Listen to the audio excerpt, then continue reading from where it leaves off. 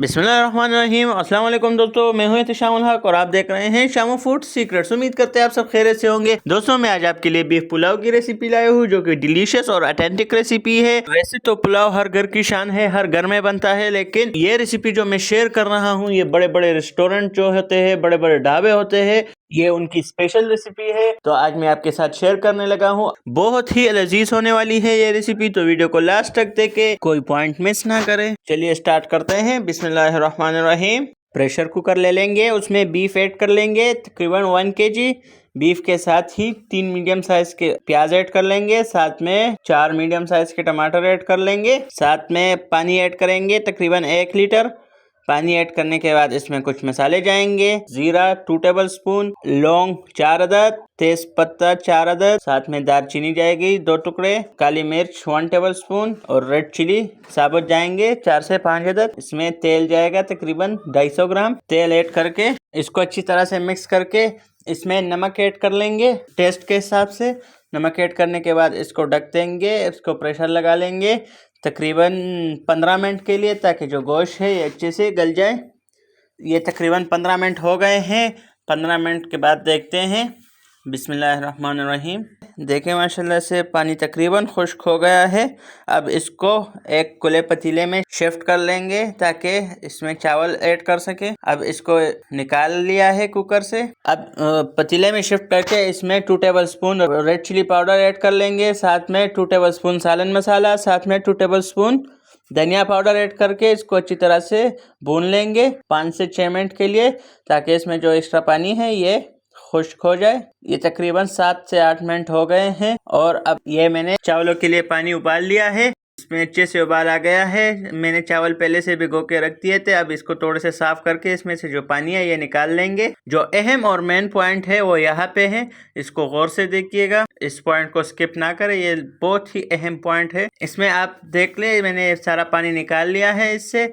अब जो मैंने पानी गर्म किया था वो इसमें जाएगा। ये पानी अच्छी तरह से निकाल के अब जो पानी मैंने गर्म कर लिया था वो इसमें ऐड कर लेंगे। सारा पानी इसमें ऐड करके इसको 2 मिनट के लिए छोड़ देंगे। इसी तरह से सारा पानी ऐड करके इसको छोड़ देंगे 2 मिनट के लिए, ताकि चावल अच्छे से किले किले हो जाए। अब इससे ये पानी निकाल लेंगे। ये 1.5 से 2 मिनट हो गए हैं, इससे मैं ये पानी निकाल रहा हूँ। जो हमारे चावल किले किले नहीं आते या खराब हो जाते, ये टूट जाते, ये यही वजह होती है। इससे आपके चावल ना टूटेंगे ना बिल्कुल खराब होंगे।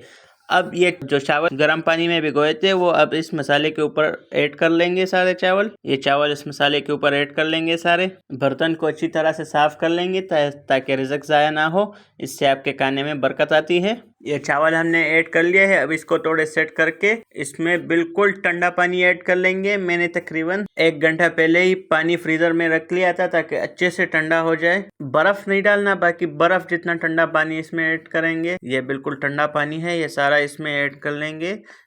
इतना पानी ऐड करेंगे कि जो चावल है पानी इसके ऊपर तक आ जाए। बस ज़्यादा पानी ऐड नहीं करना, बस इतना पानी ऐड करना है कि जो चावल है ये पानी में डूब जाए, पानी चावल के ऊपर आ जाए। बस इतना पानी काफ़ी है। अब इसमें थोड़ा सा जीरा ऐड कर लेंगे, काला जीरा इसमें ऐड कर लेंगे ऊपर थोड़ा सा 2 टेबल स्पून।